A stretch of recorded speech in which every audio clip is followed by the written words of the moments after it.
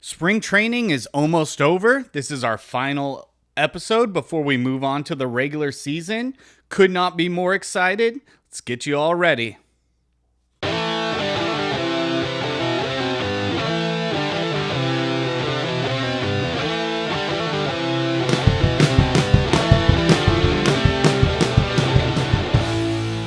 Hello, everybody. Welcome back to the Sogcast. I'm Patrick. I'm Matt. And I'm Garrett.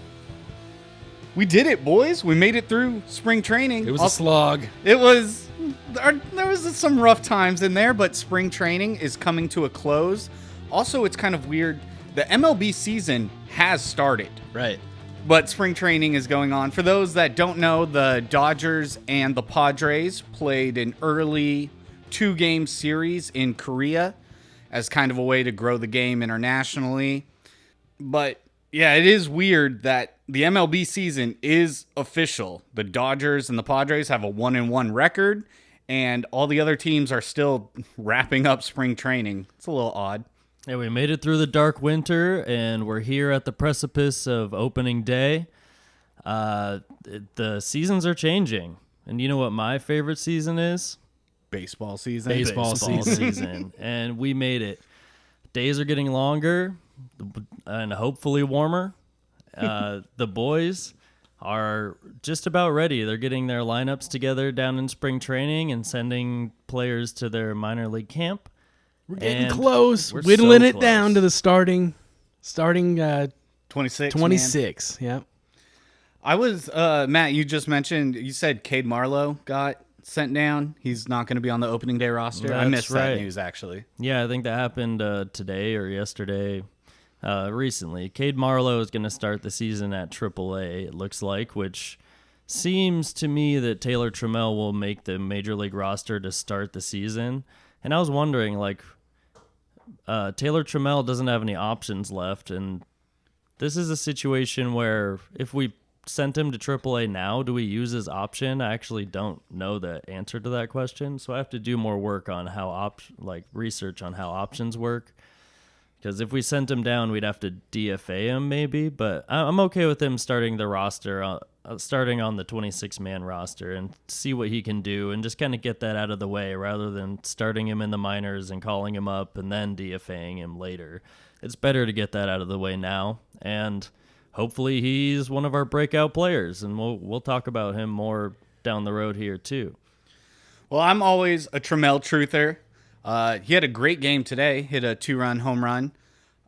That's good to see. Yeah, but also it's kind of par for the course that has been Trammell's thing, is he has these flashes, like you kind of see the potential and it's like, but he's running out of time. How consistent can he be? Right? With a guy like Canzone in front of him too. Canzone's hit 3 homers in AAA and he's having good at-bats, so... Canzone has honestly been one of the biggest surprises to me in spring training. 3 home runs, 2 stolen bases, 9, 10 RBIs, something like that. He's starting out the season hot. I'm very happy with him. Also, I didn't realize he was a rookie last year. Yeah, dude. Mm-hmm. That was crazy. I thought he had been around for maybe a year or two. He's 26.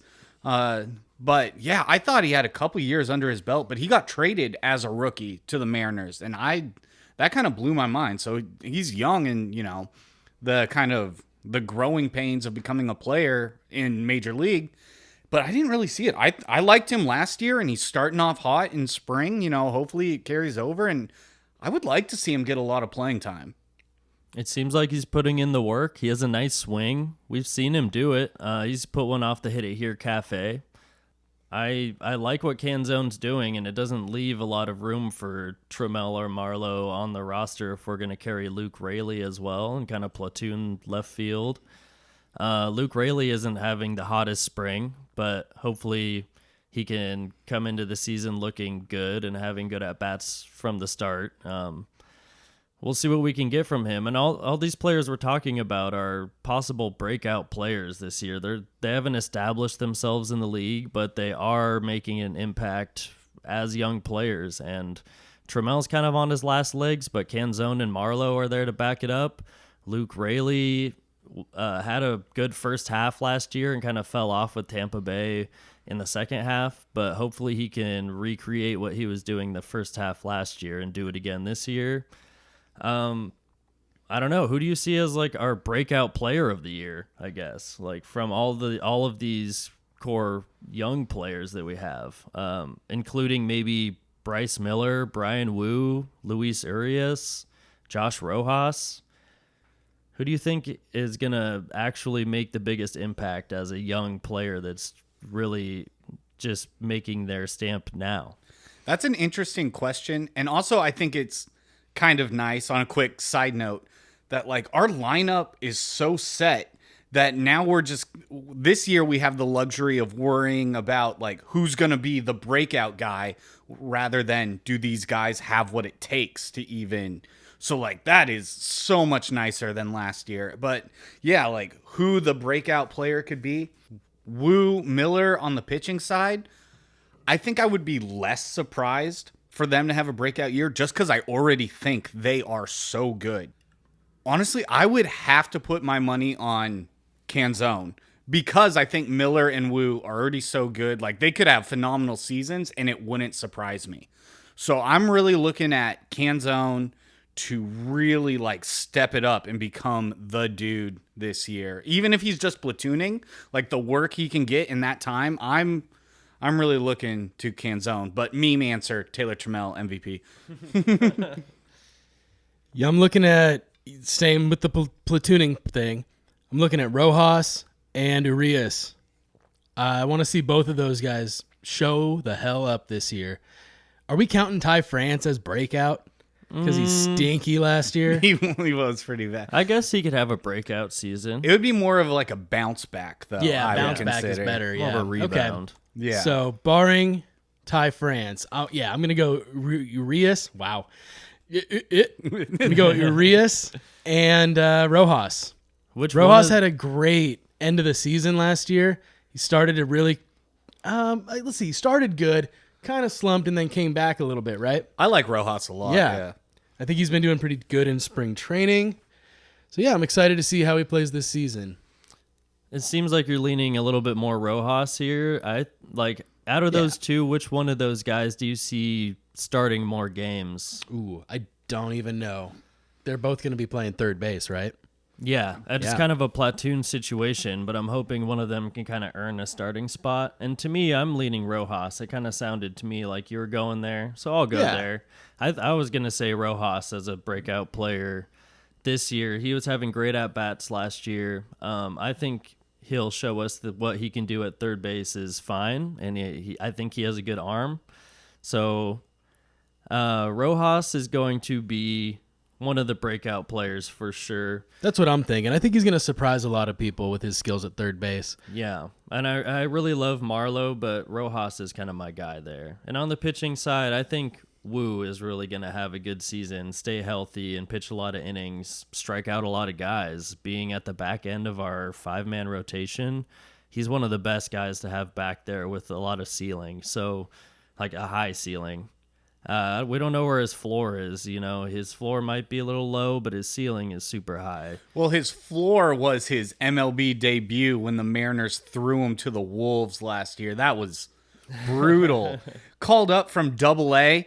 Oh, here's your major league debut on the road against the Rangers. Like, It was pretty brutal. At least he was. only had to travel from Arkansas over there. So That's right. So at least the flight was easy. 40-minute flight, like he's flying to Spokane. Honestly, it could be any one of these young guys, though. There's the potential there to really break out for all of these guys. Are you low on any of those guys? Not really low. Who am I the lowest on, huh? I'm kind of worried about Luke Raley, but I don't know. Luis Urias. I don't really know what to think about Rayleigh. I'm in the same boat. Like, I don't know really enough about him to like feel one way or another. It's kind of prove it mode in my mind. Like Luke Raley and Urias have to show us who they are. Yeah. It's hard to have an opinion. Okay, yeah, that's why I'm kind of thinking. I'm leaning Rojas and Urias. Urias might be a little bit of a dark horse. It's true, yeah. What if he shows up and just takes that starting third base spot We're all like, whoa, look at this guy. Yeah, what if he flashes his glove over there and his OBP is high enough, his on-base percentage was He could his absolutely strong point. do it. Yeah, he- all of these guys have such high potential, which is awesome. I love it. We don't see yeah. that a lot from the Mariners. Like Patrick was saying, it does feel good to have more than we need rather than a bunch of maybes and a bunch of strikeouts like guaranteed. I have more optimistic for the roster this year than I've been in quite some time. Like, I felt like we took a huge step back last year after making the playoffs, and that was brutal because it was like, okay, we finally went over that hump. We had the longest playoff drought in North American sports. Across all the sports, the Mariners had the longest playoff drought. Then they finally, overcame that hump, made the playoffs, and then the Mariners did not do enough to get better in 2022 or 2023. Yeah, they only made marginal effort to get better for sure between 2022 and 2023, and then almost traded away Teoscar and talks of trading Ty France and like Brian Wu to teams that were going to be for sure in the race at the deadline last year. And then this offseason, I'm glad they decided to keep our main core together, get rid of the strikeouts, get rid of Kelenic, no more Marco, all these guys who were just kind of hard to watch and became question marks in our mind, and a conversation of contention all the time. Like, oh no, did you see what Kelenic did? Oh, Marco's start, like Marco's pitching. It was kind of like we were dreading watching these guys play. And even down the line last year when Gino wasn't hitting at all what he did the year before, he wasn't hitting those clutch homers when we needed it. He was striking out in big situations, and it was getting hard to watch. So yeah, it does feel a lot better this year with the youth, the excitement, and then also the veterans we added. They definitely made way more improvement this offseason. We have veterans that are actually good. Mitch Haniger is a veteran. He's good, and he's back with the Mariners. Mitch Garver, good. Our bullpen help, Polanco is a bit of a veteran. He's not. We're not like picking up 37-year-olds that were good 5 years ago, and we're hoping that lightning strikes again. I'm so happy about this offseason. And they did it without, dropping $100 million on a free agent, which is just how the Mariners do things. And it has been frustrating in the past, but this year, I think they did everything right. Yeah, everything you could ask for more. There is still room in the payroll to go sign a guy for $25 million a year, which if this is the time to go for the playoffs and push towards the World Series, then why not spend that money, right? But I don't know. We could have added a left-handed ace like Blake Snell, or we could have added Matt Chapman, but that is a lot of money, and those guys still have big question marks over their heads. And I do think the Mariners did the right thing in being a little bit careful and working to identify what they need and not paying the top dollar for it. They can get the same kind of statistics without paying a maximum fee, and even though the Mariners have a lot of room before they hit that tax threshold, which like they still have like $60 to $80 million of cap. So I don't know. I kind of like it. We still have room to move at the deadline and in the next offseason with our young players still intact and the players we have coming up. We have prospect capital and we have room to sign a free agent when we need to. We did go do that with Robbie Ray, and we did trade for Luis Castillo when we needed those guys in the past. So the Mariners have shown that they will go do that. It's just they don't do the free agent thing very often. Yeah, and Castillo got extended. Julio's extended till the end of time. So the Mariners will spend money. Another thing, just kind of touching up on, is like them possibly being buyers at the All-Star break or, trade deadline time. That would be amazing because the only time the Mariners, like when we got Carlos Santana that was like our big pickup. But another thing, along with not getting a ton of free agents, is also not really making a ton of moves at the trade deadline. And so it would actually be crazy to see if the Mariners start off hot and are cruising and going into July. And yeah, we shed some prospects or whatever and add another big name piece. And of course, this is months down the line, but that would be so cool to see that like the Mariners are like officially in win now mode. Coming into the second half with a big push would be sick. Yeah, the confidence, like instilling the confidence in the front office to go do that and be in win now mode is a switch that we haven't seen flipped. We've always kind of been in, maybe we'll do this, maybe we'll trade our players, maybe we're buyers, maybe we're sellers, and somewhere in between. We did go get Luis Castillo at the deadline a couple of years ago, and that was huge.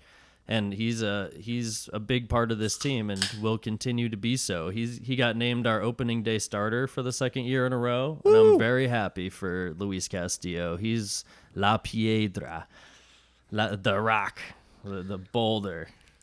I remember also, it's so weird to just think about little things that could have gone differently. Last year, opening day, there was a comebacker hit right up to Castillo, and if his hair wasn't so bushy and long, it probably would have made contact with his head. And like, imagine how that could have derailed the season, morale, everything. And instead, he's got the nice long dreads or whatever. It kind of just bounced off and was no big deal. I completely forgot about that until you mentioned it. But yeah, I remember how scary that was. That was super scary. And hopefully nothing like that happens on opening day this year. No. Yeah, knock on wood. Since we're kind of talking about we mentioned our veteran players, we're talking about Castillo. Who do you think will be our most consistent veteran this year? We've got Mitch Garver we signed. He's a vet. He can be consistent at DH for the first time in his whole career. He'll be just a DH instead of catching. Mitch Haniger, who we know has had his injuries in the past, but when he's healthy, he's one of the best players on the field. Jorge Polanco, who has had his share of injuries here and there too, and he put up an MVP-worthy season back in like 2018 or 19 or something like that. But he's been pretty consistent over the last few years. Or we have Luis Castillo and our new relief pitcher, Ryan Stanek. Ryan. Who do you think will be our most consistent and lockdown veteran who will be out there leading the charge for our team? So I am going to exclude Castillo from that for the same reason that I excluded Miller and Wu from like the breakout players. Sure. Is because I think Castillo's already so dope. Like I expect consistency from him, and he's proven that he can do it. So he's your easy number one in that. Yeah. Let's take him out and see. So for me, I think my two biggest ones, Haniger, if he can stay healthy, and then I'm really high up on Polanco. I'm liking Polanco a lot. I like what he's done in spring training. He's got the career numbers behind him.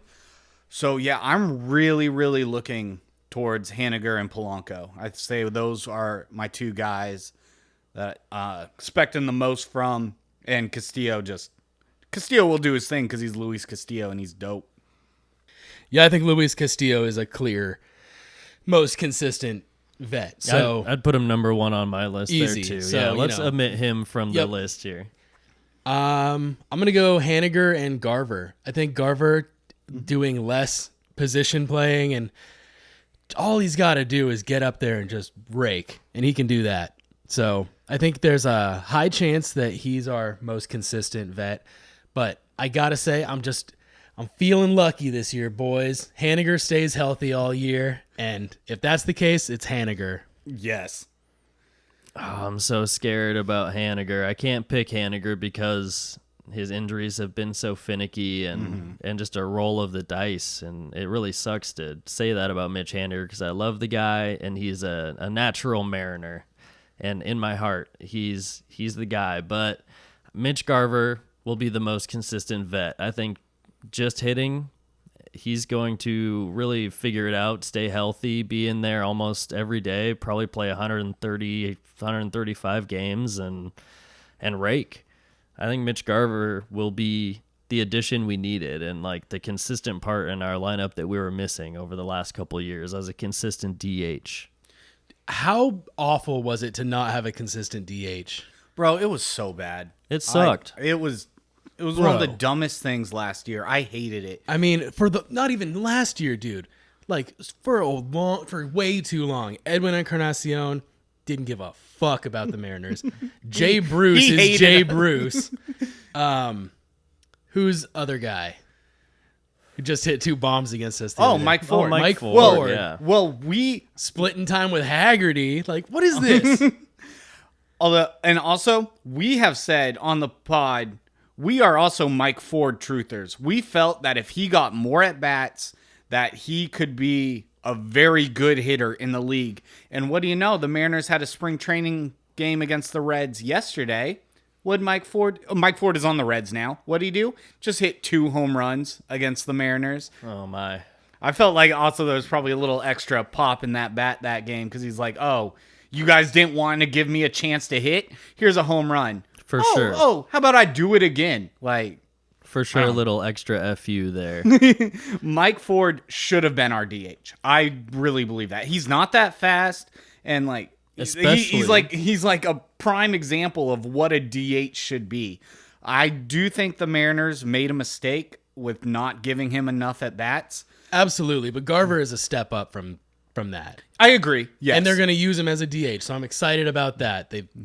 They're not fucking around anymore. We were Mike Ford truthers. He should have gotten the run, especially against right-handed pitchers, being a left-handed batter, and he was even good against lefties. I remember looking up his stats last season. We just didn't give him the chance he needed. And we should have signed Carlos Santana back to be on our bench last year anyway. We can say all that stuff. Yeah, but mistakes were made, but we're talking about this season, Mitch bro. Garver's here. We have a set DH. No more, Haggerty's DHing today, or Dylan Moore is DHing. Stuff that sentence should never be uttered. If anything, you move Polanco to DH for a day, stick Dylan Moore at second base, and we're happy. But now we have a good problem instead of a bad problem. That's what Dipoto says, that we have more movable pieces. We can do things like that. We just got to trust Service to do it, which I'm not super confident that he's going to do it. I think I've seen what he does. They have to be less creative now, so it kind of gives him. He doesn't have to play 4D chess now. I do think it's I hope not, because he's shit at 4D chess. There's much more direct substitutions in line now, so I think they won't have to think too hard about the substitutions they make and when. It'll be more of a guaranteed. Yeah, we're doing that or we're not doing that. I hope so. One thing about Service is that we had complained in the past, one of the biggest holes in his like manager style was it used to be him messing with the bullpen too much, and that has curbed the last year especially. I felt like he wasn't running into that issue as much of leaving starters in too long or pulling starters when they still had stuff to give. I think he has improved in that aspect. But last year we ran into the issue of him being too cute with the hand matchups and righty versus lefty, and you can't have a left-hander go up against a left-handed pitcher. Like, these guys aren't professional hitters. Like, I mean, I get you can run all the numbers on paper and be like, well, lefty shouldn't go against lefty, blah, blah, blah, blah, blah. Let the hitters hit. And so now he's grown out of the bullpen misuse. Now if he can grow out of this ridiculous hand matchup thing that he loves so much, I mean, we're really sitting pretty. And that's just, he has improved over time. He's been the manager for like 9 years. Yeah. And there are specific reasons to do those handed matchups. Like, some lefties just cannot hit lefties. And so you put in a left-handed pitcher, or some right-handers crush lefties, so you pinch hit your right-handed hitter that crushes lefties because they can't switch their pitcher right now. Or, there's moves that are obvious that should be made, but all those marginal moves that they were trying to get too cute with, hopefully just keep the margin keeps getting smaller, hopefully. It's taking out the hot bat to put in the handedness matchup is the problem. Yeah. I agree. But yeah, I know what you're saying. There's clear times when you should be matching up like that. But also give that guy a chance if he's the hot bat. If he's been Dude, raking come for a on. week straight and like you don't pinch hit for that guy. Yeah, there's too many times where we saw He would do it when a player was having a hot game. There were games where a dude would be fucking 3 for 3 and he would pull him. and pinch hit Dylan Moore. Yeah. Like someone would be 3 for 3 and they would pull him because, they put in a left-handed reliever. So now we got to pull this guy from the game. Like, that's stupid. They it's did just that stupid. to Mike Ford, I remember. Yeah. Yep. And guess what? If someone is 3 for 3, he's in that lineup the next day. I don't care what the hand is. He's seeing the ball right now. He's hitting the ball well. Leave him in. Let the hot hand hit. But no, it says on paper he has a 0.4967% chance to hit lefties better. We better put him in the lineup. Like, no. Yeah, let's take out Mike Ford and put in Jose Caballero because of the handedness matchup. Yeah, so dumb. Get bent. Yeah, well, hopefully we'll see dented. less and less of that. I hope that Scott Service really solidifies what he does here this year and doesn't have too many moving parts, doesn't get too cute. I think our analytics department has gotten better at understanding like what kind of decisions to make. I think they've seen what we see too and have to cut down on that kind of cutesy play that they do. And like, this is baseball. This isn't analytics. Like, analytics only inform you so much, and you have to see what's happening on the field, how the players are performing right now. And it's tough. It's tough to see those decisions be made over the last couple of years, but we are getting better. The whole team is getting better. Julio Rodriguez is getting better. That dude, like we were talking about last week, we kind of got into the Julio with bases loaded situation, right? I tried to forget last week happened. Well, we were trying to say we remember Julio not performing in those high leverage situations very well, and then I looked up Julio Rodriguez with the bases loaded, and he crushed it with the bases loaded. Yeah, but Patrick and I insisted that he did not. We were insisting. We had the eye test going, and So- that's foolproof. can't knock the eye test. So we kind of came to a point where I was like, well, it says he did good, and we remember him doing bad, so what the heck, So over this last week, I looked up some stats. We're going to clarify. He was good with the bases loaded, all right? But Julio Rodriguez, when there were 2 outs, he struck out 59 times. He Sick. hit, he hit 263 with a 844 OPS, which isn't that bad, but he was striking out a lot with 2 outs. In the 9th inning, he was batting 200 with a 626 OPS. That's not as good. No, it's not good at all. So late in the game, he was struggling with 2 outs. It wasn't looking that great, but late and close. When the game was late and close, he was hitting 269 with a 752 OPS, which isn't great either. So like we were saying, the eye test showed that he was pressing too hard in those higher leverage situations, and those late and close situations do not look good. When you're looking at the 9th inning and he's hitting 200, but in every other inning he's hitting like 338, 274, 242, 397, like that's the worst inning for him, except for extra innings. And So that's even worse, though. well, the 7th inning, I guess, was worse too. But I mean, late in the game, the 7th to extra innings was his worst category of hitting. So I don't know what it is, but he knows. We all know that he just needs to keep maturing, and he's going to carry this team even more this season. He's going to be ready for those big situations. Yeah, I'm not concerned at all about Julio. No, and we've talked, even though we have criticized him in those late inning moments, we've also been very adamant that he is young. And yeah, the pressure is there. We totally understand that. We were just saying, this is area where he needs to improve, and we believe that he will.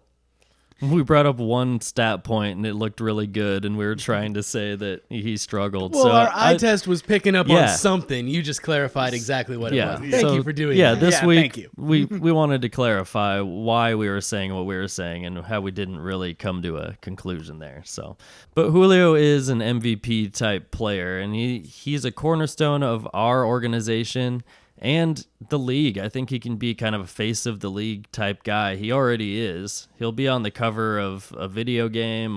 He'll have his own shoes if he doesn't already. He has his own breakfast cereal. I have it in my pantry right now. Julio's. Maybe he'll be the cover of his own video game. Julio Rodriguez is All-Star Baseball for the N64. Let's go. Ken Griffey Jr., Julio. That's a good-ass game. If y'all haven't played Ken Griffey Jr.'s All-Star Baseball for N64, pick it up. Yes. Again. It's a classic. It holds up. Oh, yeah. You just can't be the Mariners because it's cheating. It's too good. You got to be the Reds. Do you think anybody else on our team will get MVP votes this year? I know JP Crawford got some last year. He finished like 8th or 10th or something in MVPs. But no one voted for JP as like number one MVP. I know Julio was a lot higher. Would he get like 4th or I think he was 4th. Like yeah, 4th. The MVP votes are kind of because, like, honestly, I wouldn't expect JP to get any votes last year. Not that he wasn't a great player, but he didn't put out a season that you're like, yeah, that is the best player in baseball, which is what the MVP alludes to. So was it like every team gets like 4 votes or something like that? Like, I'm not entirely sure the ins and outs of it, but Me neither.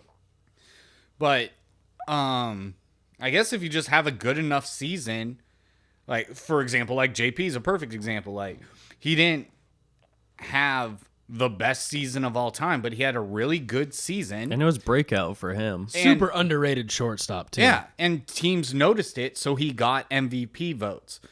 So, yeah, I mean, it seems like the teams do notice when players are having a dominant season, and they'll throw an MVP vote their way. Because I do know that you vote for like your first place, second place, and third place at least. Right. So, I mean, Julio has very high chance to win MVP. JP could probably get a couple votes in there, and then our starting pitching. Well, I guess it is hard for starting pitching to get MVP votes. Although It has to be special. Although Justin Verlander did it one year, so it can be done, but it is pretty rare. I don't know. I wouldn't mind seeing Cal with a couple votes, and JP with another couple, and Julio winning it.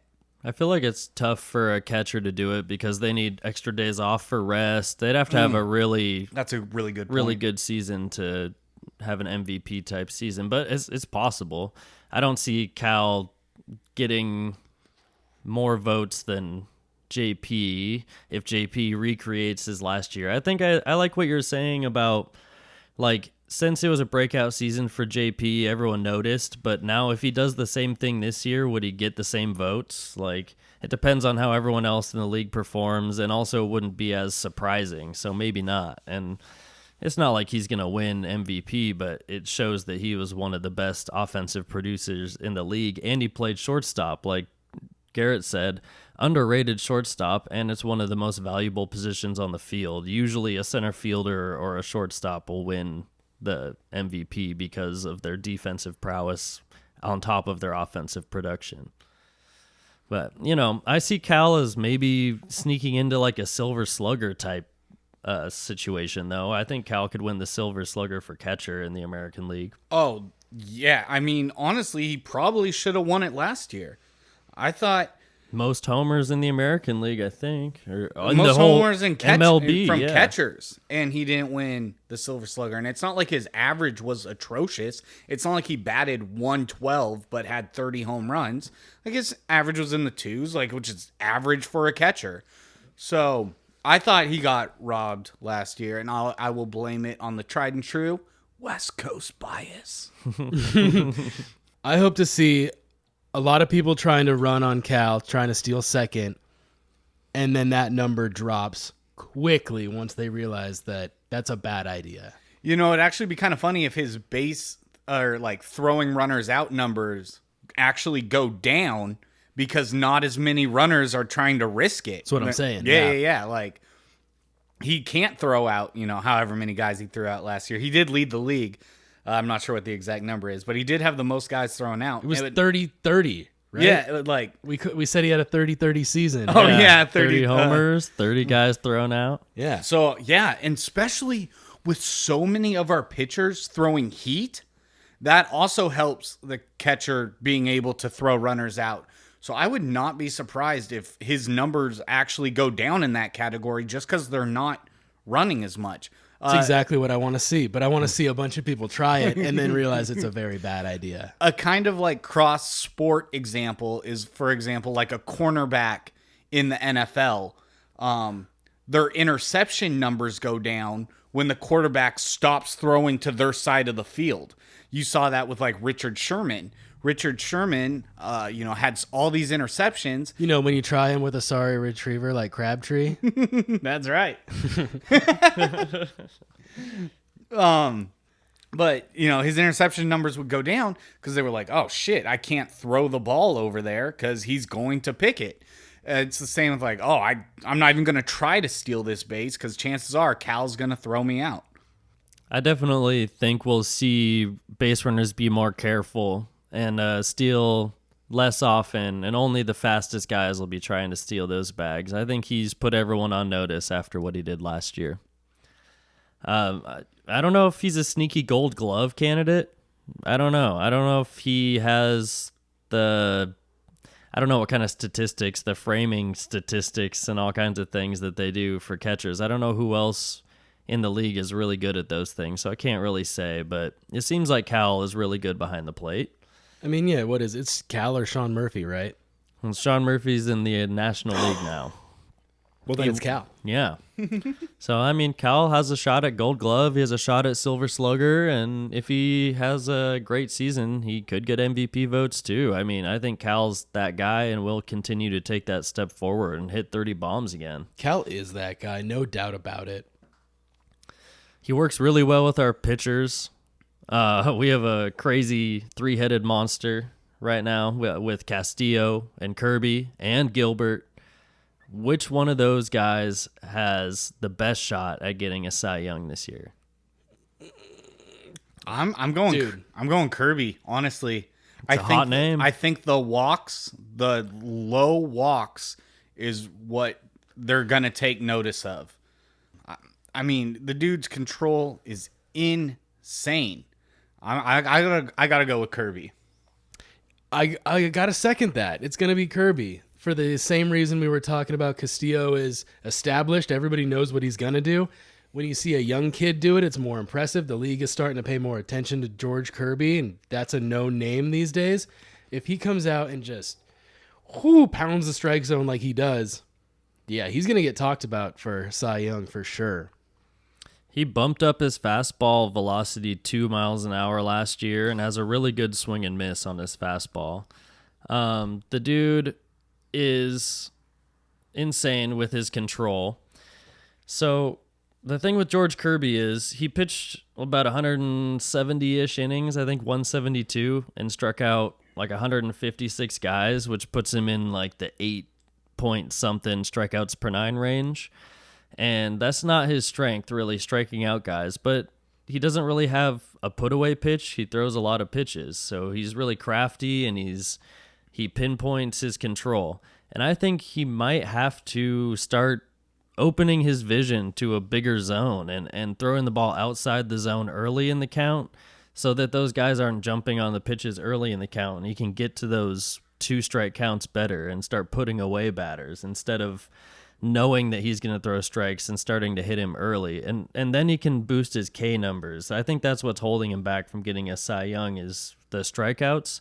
And if he has to sacrifice a few more walks to get more swing and miss, I'm kind of okay with that because that's one of his weaknesses. Yeah, but he's not okay with that. Yeah, he's not going to be fine with that. If that's the game plan, then I think he'd be okay with that. If I think he wants to strike out more batters. You think he doesn't?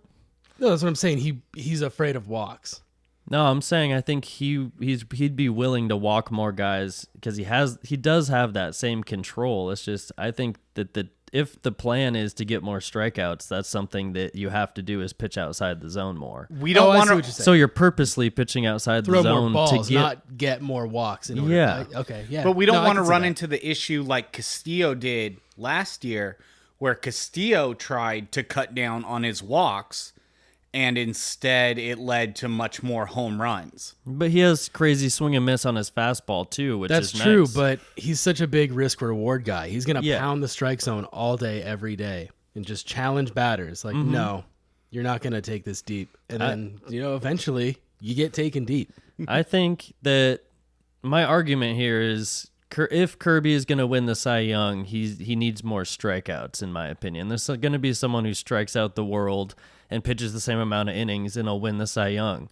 No, I do see what you're saying. So even though he doesn't walk that many guys and the value will be really high, I think that he needs like a 10-ish strikeouts per 9 or at least a 9 like strikeout 1 per inning type value or rate to win the Cy Young. So I know Kirby will finish in the Cy Young rankings, but to win it, he'd have to do that, which is why I'm going with Luis Castillo, because he does have that swing and miss, and I don't think that he will have that hard hit rate that he had last year this year. I think he'll make adjustments and be even more dominant. I think he'll stay healthy and strike out the world, and I think he got maybe not a little bit unlucky, but they're going to sequence their pitches better this year after what happened last year. You have to make an adjustment, and Castillo's the guy. He's an ace. He always has been. And I trust him, and I'm going to ride him to that Cy Young. All very valid points. And honestly, I mean, like Castillo, Kirby, and Gilbert, it's not impossible to see them all in the top 5 of Cy Young voting this year. Like, that is a realistic scenario that can happen. I fully believe that. Sticking with pitchers, but kind of branching off a little bit, Matt Brash is injured. We really need him in the bullpen. He had the most appearances last year as a reliever. His arm was a little tuckered out, and he's a little hurt right now. We do know that he's going to miss some time, but recently he had a 20 pitch bullpen session. He was only throwing at 70%. But the fact that he's on the mound throwing in some capacity is huge. Because, I mean, you hear so many guys that their arms are hurt and they're like, oh, yeah, it's going to be about another month before they can resume any form of baseball activity. So the fact that he's throwing at 70%, that's huge. I take that as a win. I mean, a perfect win is him not being hurt at all. But given the circumstances being what they are, the fact that he's already throwing mini bullpen sessions is huge, and he should be back sooner rather than later. Hell yeah, dude. When he first got injured, there were reports that he might miss a month or so. It's not the biggest deal, but he's back. He's doing it, ramping back up. He's going to be in the bullpen in no time. Yeah, the recent news, it says he threw at 70%, and he'll try to throw again in the next few days. It's possible he'll progress to facing batters after that. And he'll likely begin the year on the 15-day IL and be back mid-April is what the outlook is so far. And that's all good news. There's no setbacks so far.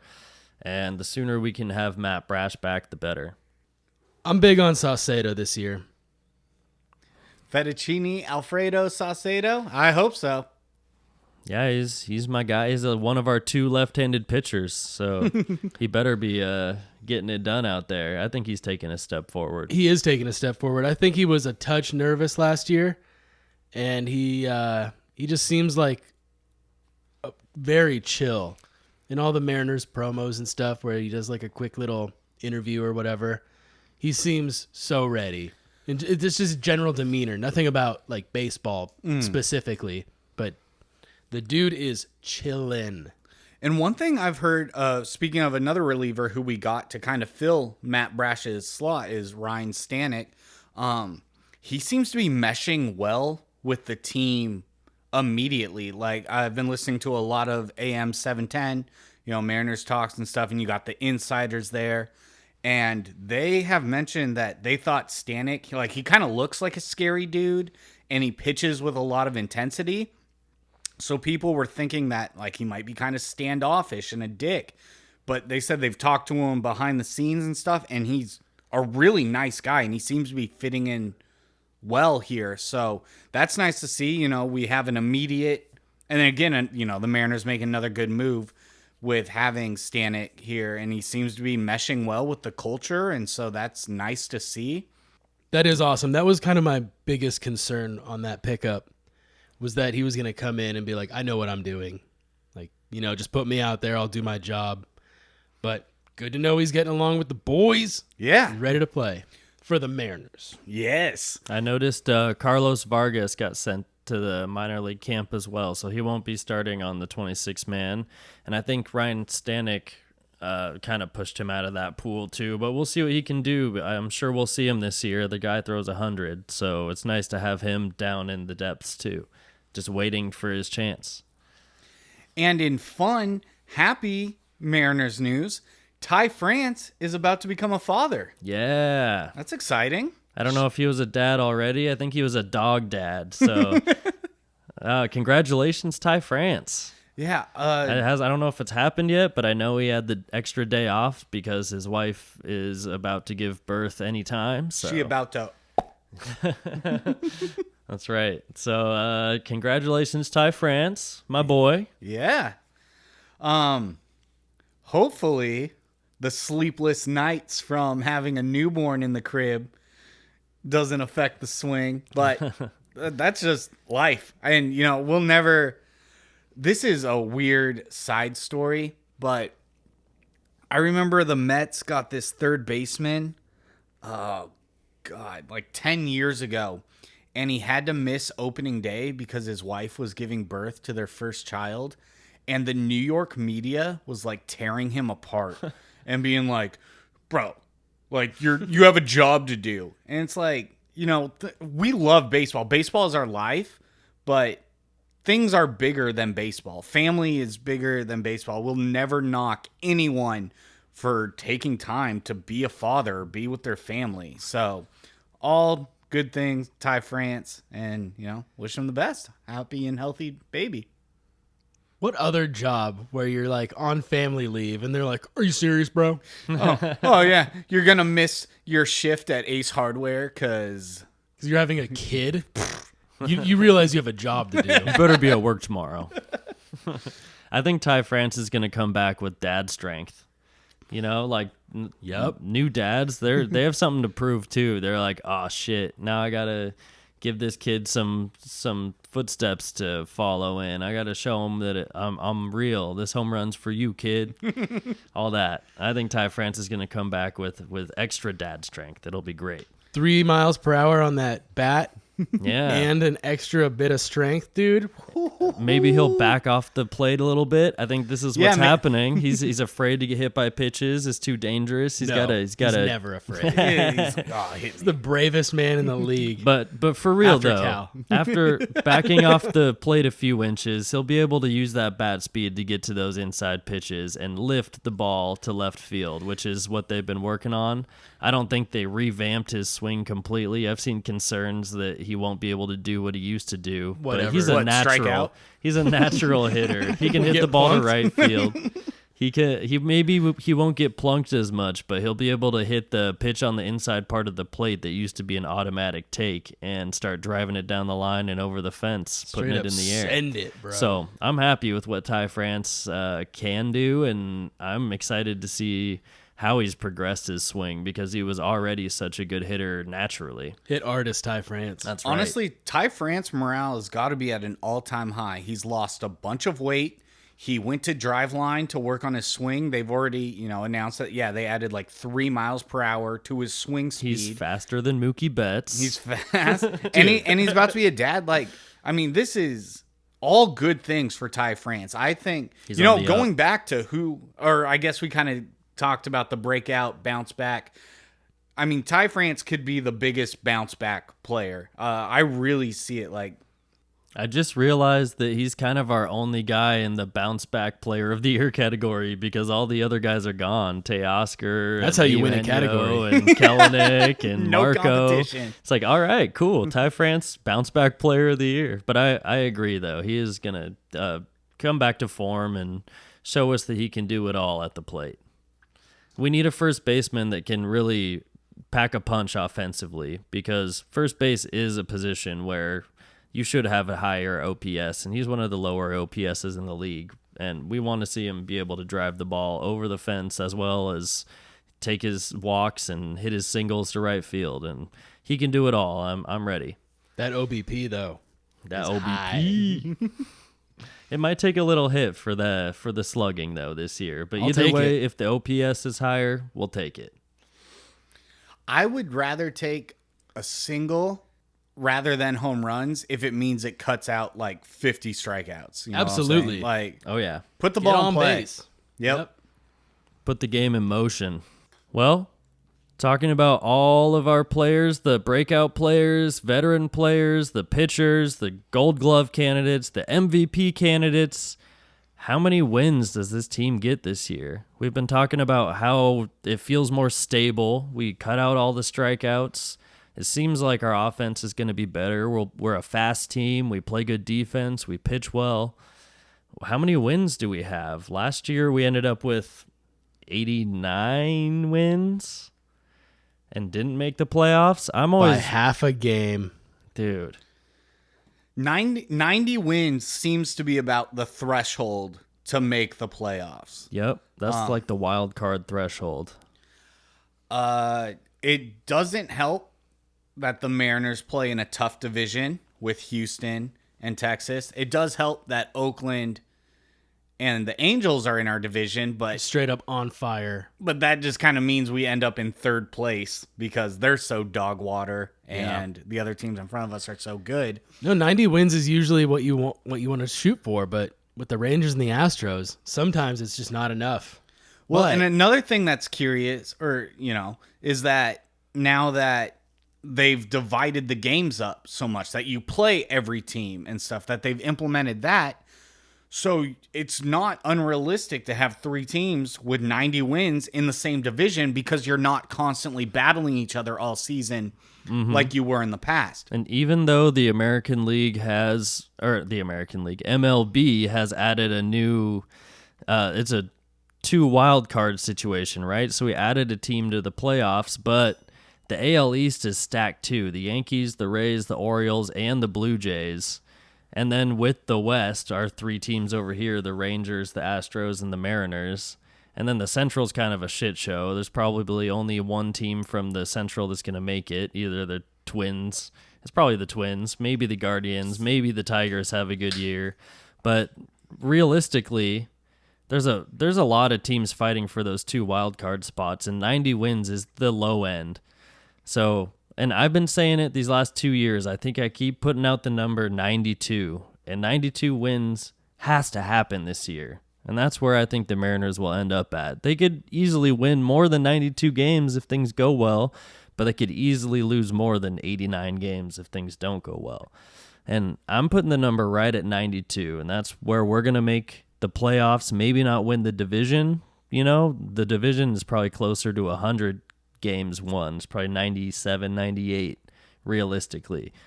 But 92, I think the Mariners will make the wild card with 92 wins.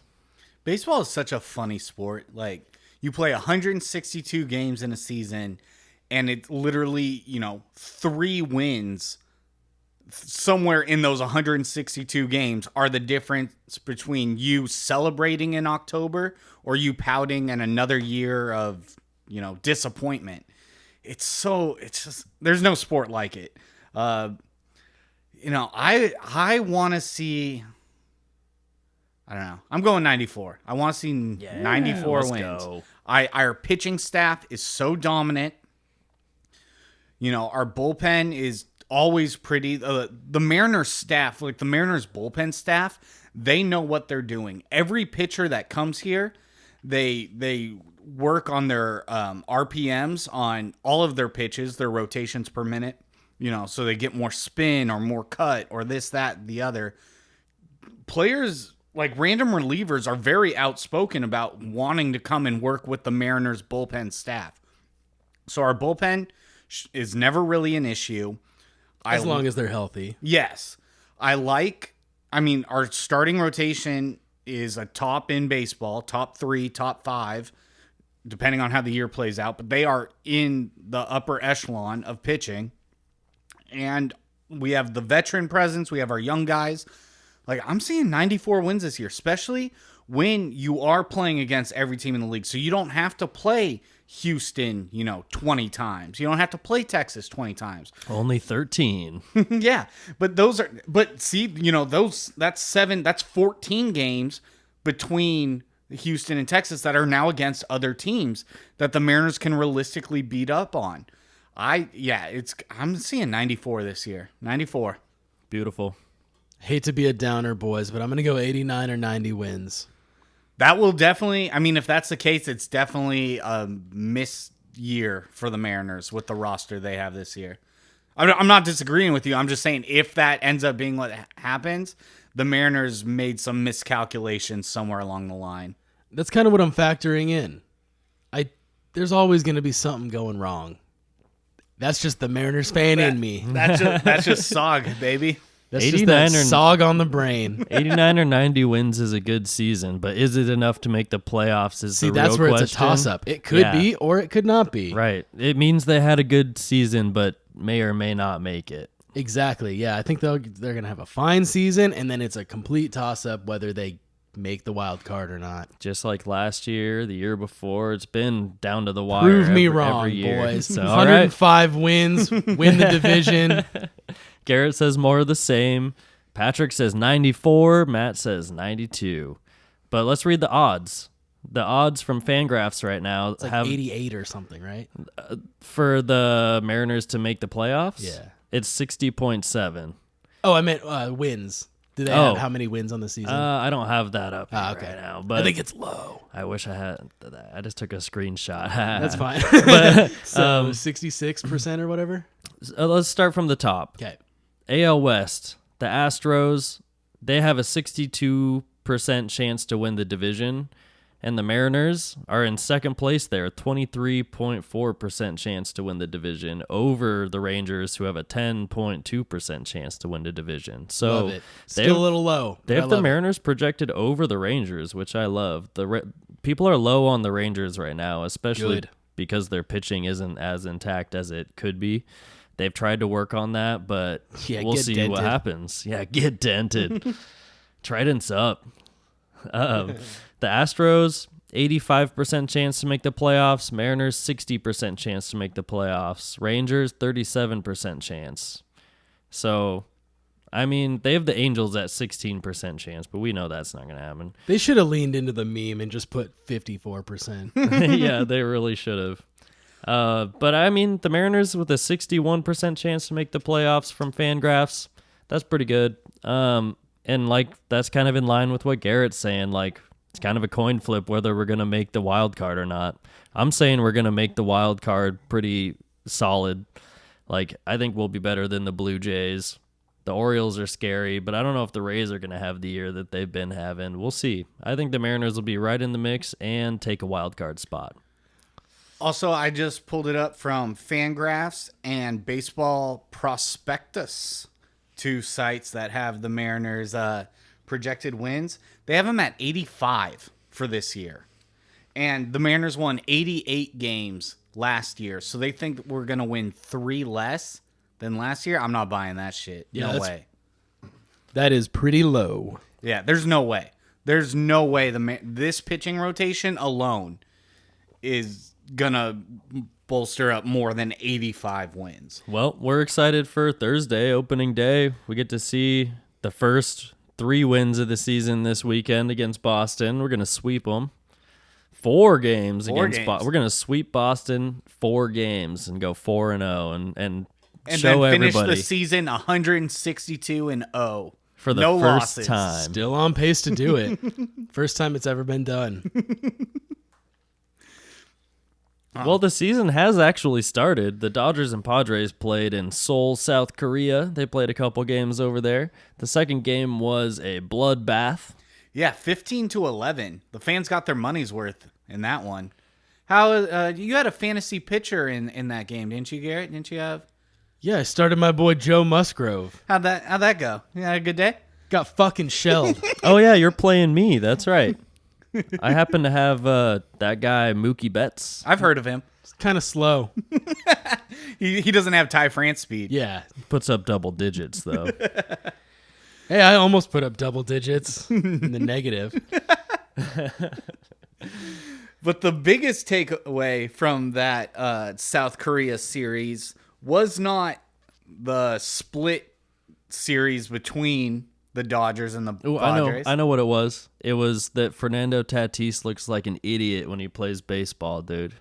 Does he? I didn't watch any of the games. They were on at 3 a.m. I get home from work at that time, so I turned them on. I hate watching Fernando Tatis play. He may be able to hit the ball real hard and all that, but just watching him play right field was awful. I just don't like him. I honestly thought he looked a little duty. He looks like he's acting. I thought it was weird because am I mistaken? Did he not come up as an infielder? He was like a second baseman, right? The shortstop. Shortstop. Yeah. Right field? They're worried about him diving all over the field and hurting himself, so they moved him to right field, yeah.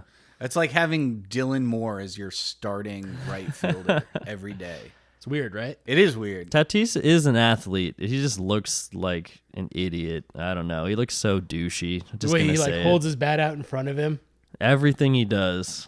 I do remember, though, actually, I will give him a little bit of credit. I remember the Mariners playing the Padres last year, and in Seattle, and I was at the games, and Tatis made a couple throws from the outfield that I was like, oh, damn. He's actually got a bit of a cannon out there. He does. That's the one thing is he does kind of have a cannon, yeah.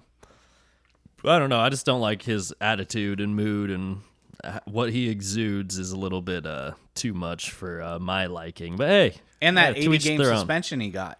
No, that too. Yeah. PEDs. He said it was for ringworm. Ringworm that helps you bench 300 pounds, I guess.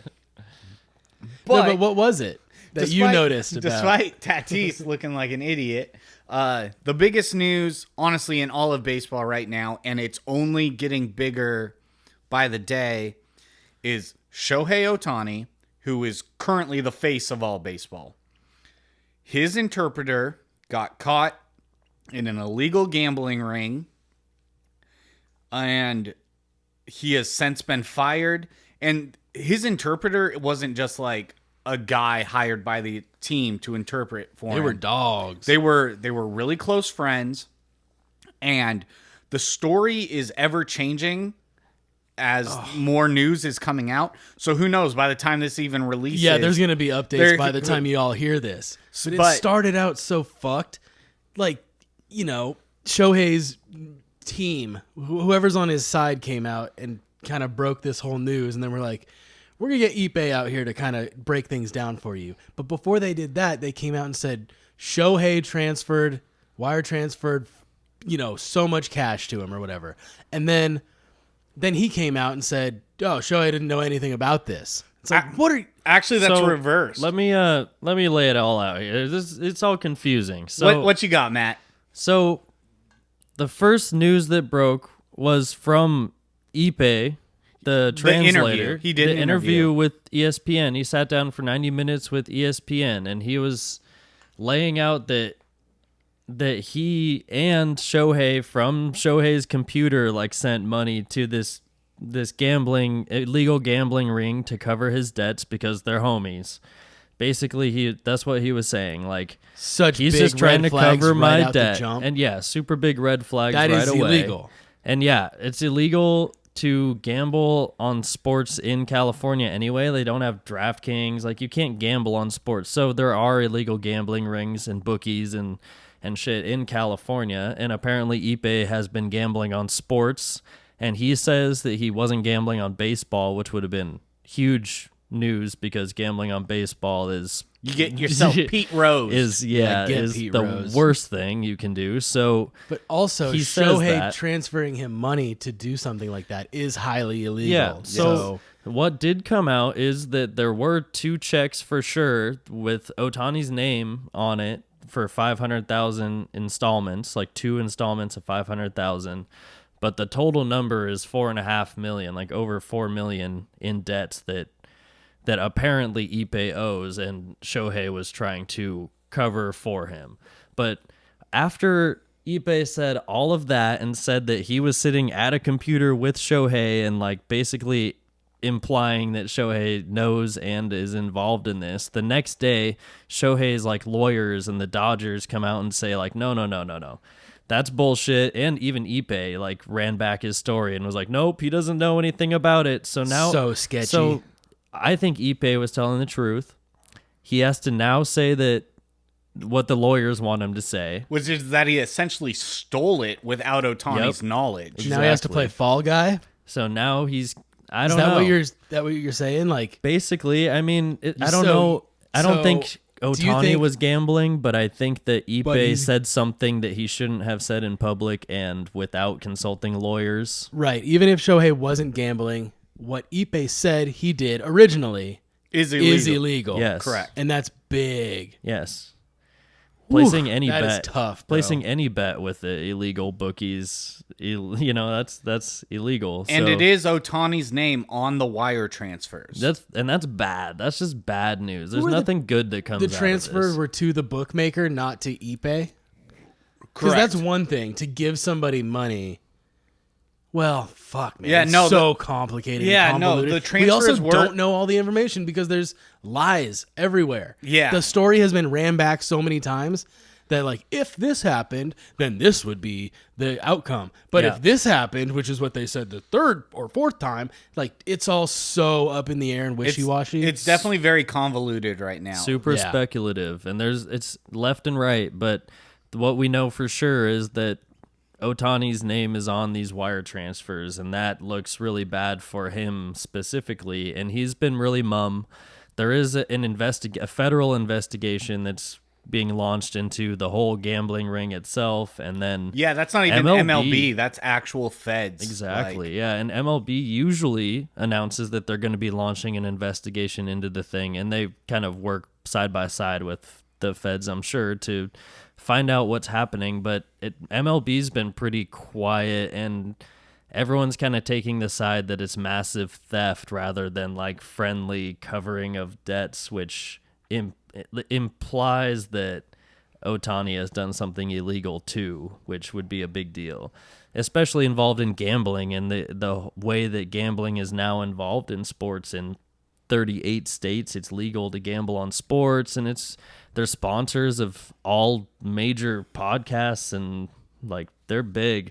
So the landscape of gambling is interesting too. And I want to be a little bit charitable, and I want to run this by you guys and see what you think. sure. what's up?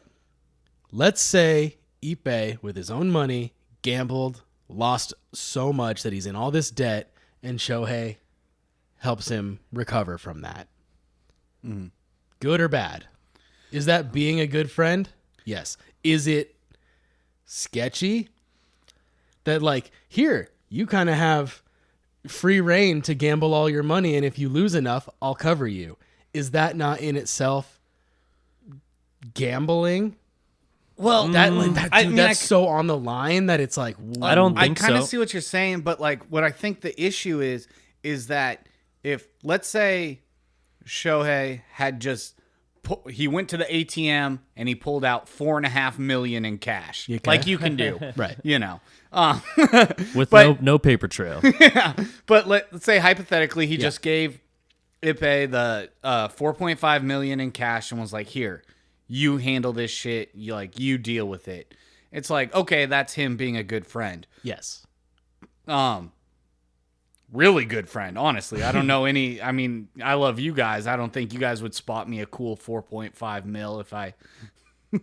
If you went and fucked around with 4.5 Yeah, I was like, mil, I went to Snoqualmie Casino. That's a pretty crazy bail, dude. But the fact that the wire transfers are in Ohtani's name, so that's like what leads the big issue is that Ohtani's account sent the money to these bookies, and that's what kind of leads to the issue. And now you try to see through both sides and kind of find like where the middle ground is. it's easy to do now that we're trying to figure it out because we still don't have like hardly any information on what's Yeah, we don't actually have happening. a lot. Yeah. So, like Garrett's saying, like, as friends, you do nice things for your friends, especially when you're a super rich athlete and your interpreter and apparently best friend is, I don't think that Shohei was super aware of how much in debt he was until the point came where it's like, I got to pay my debt to people who run an illegal gambling ring, and now I have to ask my best friend who just made a crazy amount of money to help me pay this debt. And how do you say no? But like, if you're going to do that, you do it through proxies and hide it some way, like it seems so public and like straight from his account, like, or you give the dude a bonus that's taxed and then he decides what to do with his money on his own. It just seems too direct. That detail is kind of what I'm getting at. Like, if I want to be really charitable to Shohei and say, like, if he gave money to a guy to cover some debt, I think that's okay.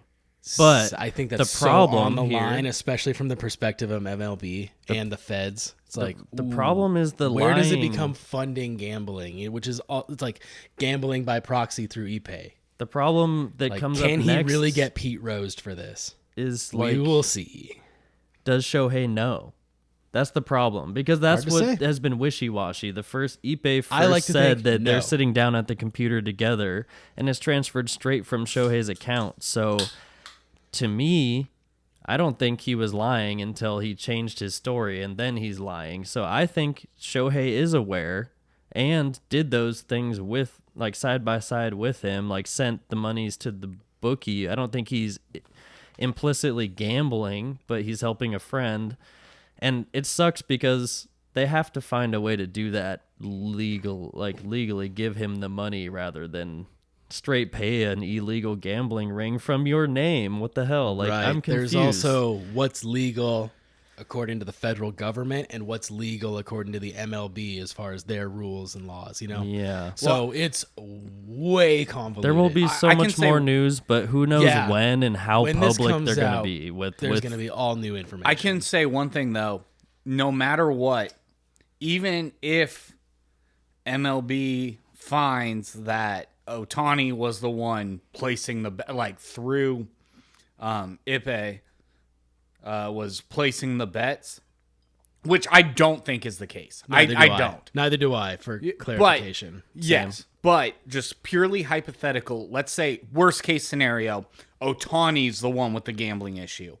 I think even in that complete worst case scenario, Ohtani's not going to get Pete Rosed. There's no way. He's too big for baseball. He's an economy in himself. He's huge. He's grown. I mean, baseball is the biggest it is right now since the steroid era of the late 90s, early 2000s.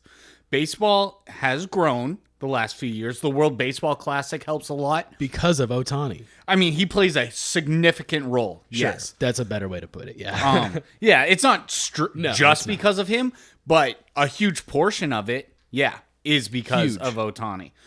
And there's just no way that they would Pete Rose him. They would use his interpreter as the fall guy, or I think it would take the feds fully exposing that kind of thing in order for that to happen. The cover-up has already started with the story changing. So, there's no way they're Day going to let one, that the happen. cover-up started, yeah. They're not It's not happening. MLB has not announced their investigation. They're going to continue a cover-up with the MLB's darling, Shohei Ohtani, making a crazy amount of money for the league for Like, just think about attendance around the entire league because he plays in both leagues now. The schedule changed. Jersey Everyone gets to sales. see him. Everyone's going to that Everything. game. Yeah. Well, boys, I mean, it's it's our job to inform our Sogcast listeners to be the we most can only informed. inform you as far as we know, Yeah. which is almost nothing. So Well, I mean, Yeah. there's definitely, there's stuff there, and Yeah. it's all coming out as an ever-changing story. well, we can relay the optics of it, but we don't have any information. From every angle, it looks bad, and we don't know the truth. We can only speculate and hope that Shohei wasn't doing anything too dangerous because he's for on his my career. fantasy team, and if he fucks around too hard, then I'm fucked. He was my first pick. All right, boys. Well, we've gone way over our time. Oh, well, we had to make up for last week. Yeah, last week we were a little bit flat and I golfed all rambling. day. I was a don't little know. tuckered out. I apologize, fans. Thank you all for sticking with us, and Yeah. you guys still seem to enjoy our content, even if we put out one episode that's maybe a little less than stellar. But hey, that's just baseball. If you don't you, hit a home run every single time. If you made it this far in the episode, leave a comment saying "Get dented." Get dented, bro. Hashtag Tridents up or whatever. Thank you all so much for listening to us and being with us for all these years, and now through this spring training. And our very next episode will be in regular season baseball. We could not be more excited. Thank you all so much for sticking with us, and we're so excited to start the regular season. I hope you guys are all ready, and hopefully you go catch a game and go cheer on the Mariners and cheer us on. Make sure to like, comment, subscribe, share, tell your friends. Get a Tell- double Mitch Witch. Yeah. Oh yeah. Get a Mitch Witch. Get the Mitch sandwich at T-Mobile Park. That's the first thing I'm doing. Cheer on the Mariners, and we will be back next week for regular season baseball. Yeah. Thank you all, and Go!